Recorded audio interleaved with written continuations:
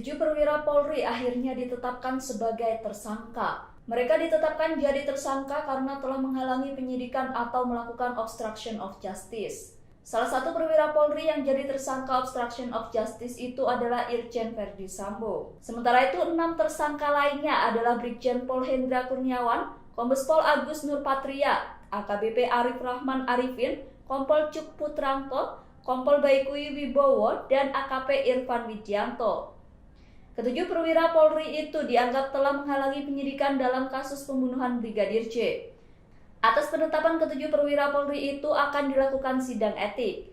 Hal itu disampaikan oleh Ketua Tim Sus Polri Irwasum Polri Komjen Pol Agung Budi Maryanto pada 1 September lalu.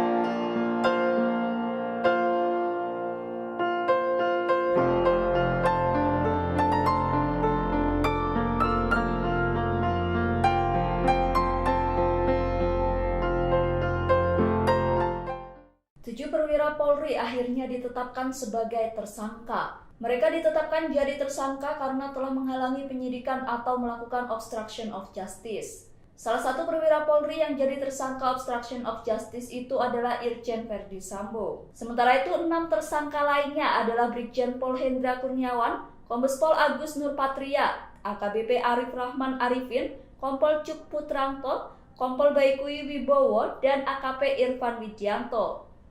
Ketujuh perwira Polri itu dianggap telah menghalangi penyidikan dalam kasus pembunuhan Brigadir J. Atas penetapan ketujuh perwira Polri itu akan dilakukan sidang etik. Hal itu disampaikan oleh Ketua Tim Sus Polri Irwasum Polri Komjen Pol Agung Budi Maryanto pada 1 September lalu.